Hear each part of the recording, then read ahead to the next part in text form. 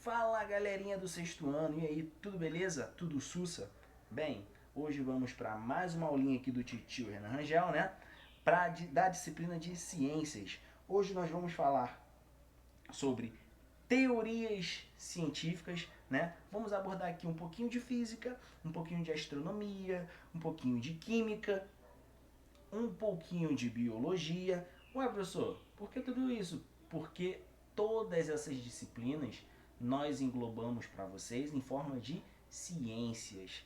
Legal? Então, como eu já apresentei para vocês, hoje nós vamos falar sobre teorias científicas. O que é isso, professor? Então, cara, tudo que nós estudamos nas ciências vão ter comprovação, vão ter embasamento científico.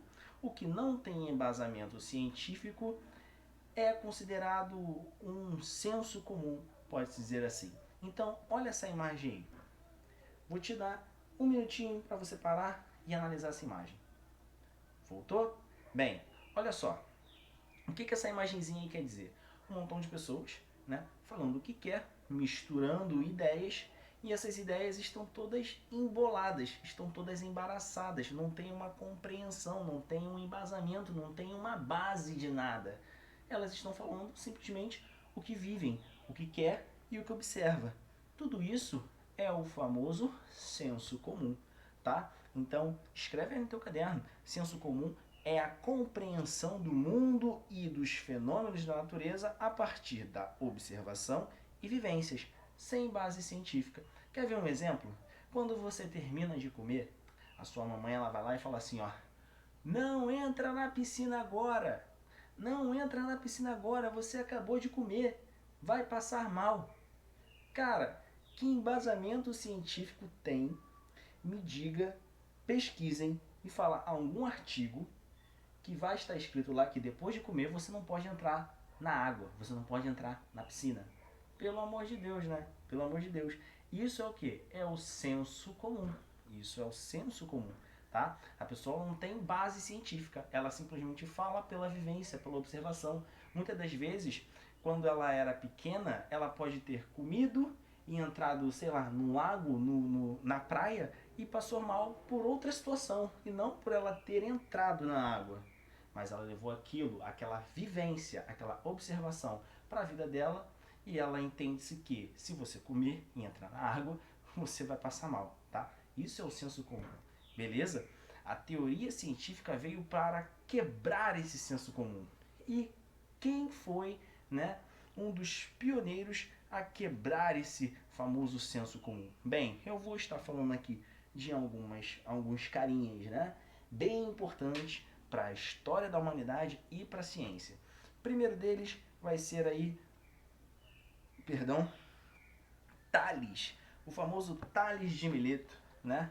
Foi um dos primeiros filósofos gregos a contribuir para o desenvolvimento da astronomia. A área da ciência que estuda o quê? Os corpos celestes, né? A atmosfera terrestre, beleza? O planeta Terra, a Lua. Ele defendia que a Lua não tinha luz própria, pois era iluminada pelo Sol. Então, Tales de Mileto, ele começava a quebrar o paradigma de quê? De senso comum. Ele estava fazendo uma observação de que a Lua não tinha luz própria. Quem iluminava era o Sol. Legal? Mais à frente, isso aqui, galera, é na faixa de 572 a 479 a.C., tá? Só para vocês terem uma ideia. Esse segundo carinha aí é o Pitágoras. Sabia que a Terra e a Lua e outros astros eram semelhantes a uma esfera. Ele viajou por vários anos, conheceu diversos lugares e elaborou explicações lógicas sobre matemática, religião, astronomia e filosofia. Ele é conhecido por ter desenvolvido importantes teorias matemáticas e por ter criado uma das primeiras universidades do mundo. Pitágoras, nós temos aquela famosa formulinha de Pitágoras, que vocês ainda vão aprender isso em matemática, tá? Quem desenvolveu foi esse carinha aí, beleza? Então, ó, perceba que a ciência, ela vai atualizando, ela vai se modernizando ao longo do tempo, ok? O próximo é o famoso Aristóteles. Aristóteles foi um carinha muito, muito, muito, muito mega importante na história da ciência, tá? Eu vou falar daqui a pouco com mais detalhes dele. Bem, preste atenção. Aristóteles, ao observar os eclipses, formulou a explicação de que as fases da Lua ocorriam em função da iluminação solar, em função do Sol. Ele defendia a esfericidade da Terra devido à sombra arredondada que o nosso planeta projetava na Lua durante o eclipse lunar. O método por ele usado resistiu ao tempo, foi aperfeiçoado por Galileu Galilei e se tornou um método científico que até hoje serve de guia para pesquisas científicas. Então aqui em Aristóteles tem um marco científico muito grande, que é o quê? O método científico. Ou seja, aqui de fato em Aristóteles você tem a quebra do senso comum, a quebra da vivência e observação sem base científica. Não, Aristóteles desenvolveu um método, e esse método comprova, esse método tem base científica, tá? Então foi a partir dele que criou-se o método científico, que nós vamos falar mais à frente, ok? Bem, depois de Aristóteles vieram outros cientistas, outros pesquisadores, outros curiosos que agregaram para a ciência, né? Mas após Aristóteles veio um carinha muito importante, tá? Em basicamente aí 1609, esse carinha que é chamado de Galileu Galilei. Galileu Galilei usou seus conhecimentos em matemática, física e astronomia para aperfeiçoar o telescópio que existia na época e observou a Lua, Vênus, Júpiter e Saturno. Ele tornou-se público a teoria heliocêntrica, defendendo com modelos e cálculos que o Sol se encontrava no centro do sistema solar e todos os planetas giram em torno dele. Ou seja, lembra do heliocentrismo? Heliocentrismo foi defendido primeiro por Galileu Galilei. Ou seja, heliocentrismo. O Sol é o centro do universo. O Sol é o centro do nosso sistema solar. Show de bola? Bem, Galileu Galilei também foi um dos principais representantes no Renascimento científico, período de desenvolvimento da ciência durante o século XVI e XVII, ocorrido principalmente em países da Europa. Então ele foi um dos pioneiros na revolução científica da época, ok? Bem, o próximo que nós vamos falar vai ser aí o famoso Leonardo da Vinci, né? Leonardo da Vinci, que foi uma das descobertas da época, né, que mudaram a forma de ver o mundo. Ele é muito conhecido pelas suas pinturas, né? Suas pinturas bem excêntricas, assim, bem originais. E também ele contribuiu muito para a ciência, né? Na observação e na comprovação de fenômenos naturais, ok? Bem, o próximo, né? Um dos mais importantes é o Einstein, o grande Einstein, né? Nos últimos anos, a astronomia evoluiu e a partir do século XX, os avanços da tecnologia permitiram determinar a posição exata, os movimentos e as propriedades dos corpos celestes. A publicação da teoria da relatividade por Albert Einstein possibilitou novas descobertas sobre as leis do universo e ampliou o conhecimento de física. Sendo que antes de Einstein, galera, nós tivemos aí vários outros super importantes, como Copérnico, o próprio Galileu, Kepler e Isaac Newton. Esses 4 carinhas que eu falei aqui para você agora, eles elaboraram leis importantíssimas na física, como a lei da gravidade, tá? A lei da gravidade universal, a lei do posicionamento dos planetas, o formato, né, e a movimentação dos planetas. Ou seja, foram caras mega importantes para a sociedade científica. E não só científica, mas como humanidade, né? Porque contribuíram demais para a nossa humanidade. Bem, se nós temos conhecimento, né, de astronomia, de física, de química, de biologia, né, do nosso sistema solar por inteiro, É graças a esses carinhas aí, ok? Bem, vamos aqui agora para o método científico. Por quê? O método científico é usado há mais de 2000 anos, galera. Como vocês viram, quem deu o ponto de partida nisso aí foi Aristóteles, né? Aristóteles que criou o método científico para estudar os fenômenos naturais. Mas foi o Galileu Galilei que revolucionou, lembra? Galileu Galilei, ele participou, foi um dos pioneiros na revolução científica. Então ele revolucionou, ele aprimorou esse método científico e fez com que tivesse mais detalhes a ser observado, tá? O método científico é usado até hoje pelos cientistas para fazer experimentos, testes, elaborar teorias e leis. Lembrando que tem muita diferença da teoria para a lei. Por quê? Teoria é uma explicação, lei é uma regra. Lei não pode ser mudada. Teoria, sim. Vou te dar um exemplozinho aqui. Teoria do Big Bang. Ué, ninguém estava vivo naquela época. Como que vai saber que foi exatamente o Big Bang? Ah, professor, não sei. Então, isso é uma teoria. Estudos, comprovações por alguns acontecimentos astronômicos. E aí, nós tivemos a teoria do Big Bang.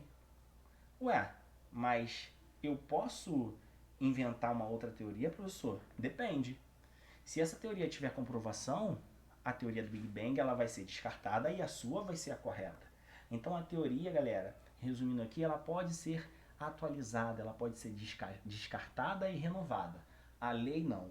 A lei é diferente. Por exemplo, lei da genética, a lei de Mendel. Mendel descobriu as características que cada indivíduo vai ter no corpo. Então, aquilo ali é uma regra. Exatamente. Eu não sou igual a você. Você não é igual ao seu pai e nem a sua mãe, apesar de ter DNA, de ter características parecidas, mas você não é exatamente igual. Então, isso é uma lei. Tá entendendo? Beleza? Vamos voltar para a aula. Olha só, as etapas de método científico. Primeiro, nós temos a observação. Nós vamos analisar algum fenômeno, analisar algum acontecimento. Segundo, nós vamos nos questionar. Ué, por que esse acontecimento, por que esse fenômeno está ocorrendo? Vou fazer perguntas. Por que isso? Por que aquilo? Terceiro, hipótese. Olha, eu acho que pode estar acontecendo por conta disso aqui. Olha, eu tenho uma ideia de que esse fenômeno vai acontecer por conta dessa outra situação. Ou seja, a hipótese é uma resposta que você vai dar para as suas perguntas, ok? O experimento. Opa, aquela minha hipótese eu acho que está correta, então eu vou fazer um experimento a partir daquela hipótese, daquela ideia que eu tive, para de fato tentar comprovar isso que eu estou falando. Então, o experimento, você vai tentar comprovar a sua ideia. A análise é o seguinte: opa, deixa eu ver esse experimento, deixa eu analisar ele aqui, deixa eu ver se está tudo correto. Deixa eu ver se bate de fato com a minha ideia inicial. Então, ele vai analisar todo o ocorrido no experimento. Analisou? Então, eu vou fazer o quê? A conclusão. Olha, esse experimento tal, não deu certo, porque aconteceu tal coisa, mas eu tive um resultado assim, assado. Ué, foi uma conclusão. Um resultado, ele nem sempre vai ser positivo, ele pode ser negativo. É igual você. Você faz a prova do colégio, você pode ter uma nota boa, como você também pode ter uma nota ruim. E a nota ruim também é um resultado. Você tem que pegar aquela nota ruim e tem que aprender com o erro, para que na próxima vez você possa fazer o correto. É mais ou menos assim que funciona um método científico. Tudo bem? Se a conclusão tiver sido correta, o que você vai fazer? Você vai elaborar a teoria e vai mandar para a divulgação científica. E aí o conselho científico vai analisar o que você estudou. E se deu errado? Se deu errado, você volta para fazer outro experimento. Opa, o meu experimento aqui então deve ter dado errado. Eu vou voltar aqui no experimento para ver o que deu errado, vou analisar e vou concluir novamente. Entendido, galera? Show de bola? E assim nós estudamos as ciências, tá? A partir de métodos científicos. Bem, agora nós vamos falar um pouquinho, galera. Agora nós vamos falar um pouquinho, pessoal, dos modelos atômicos, tá? Só um minuto. Dos modelos atômicos. O que seria um modelo atômico? é a química, tudo bem? A química e os modelos atômicos. Preste atenção, antes de eu falar aqui para vocês têm que entender o seguinte, que todo corpo contém matéria. E se tem matéria, vão ter átomos. E o que são átomos? Bem, galera, átomos são pequenas partículas que hoje nós sabemos que são divisíveis, né? Eu posso quebrar um átomo. Caraca, professor, eu lembro de um filme que o cara ele diminuía até um tamanho de um átomo, o Doutor Estranho, né, lá da Marvel. É exatamente o Doutor Estranho. Ele vai diminuindo até virar um átomo. Então, todo corpo é formado por átomos, beleza? Átomos são pequenas partículas, são pequeníssimas partículas. Alguns pesquisadores, alguns cientistas, alguns filósofos estudaram os átomos.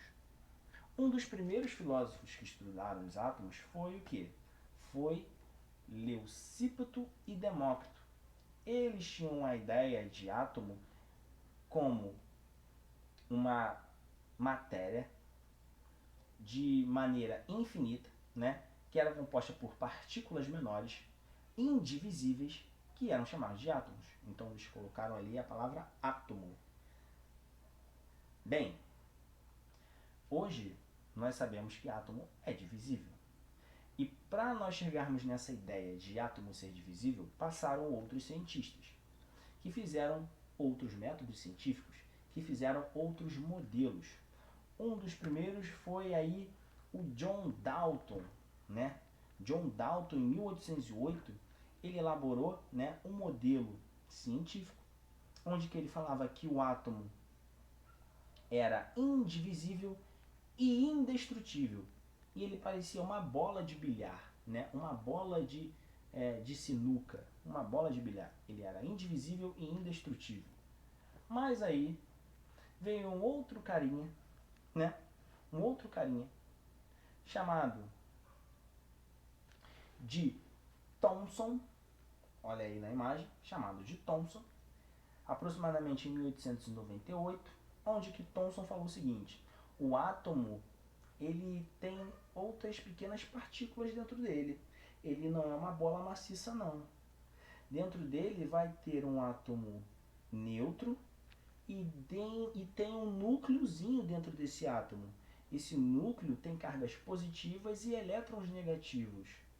Opa, então dentro dessa bola de bilhar agora não é mais maciça. Tem um núcleo.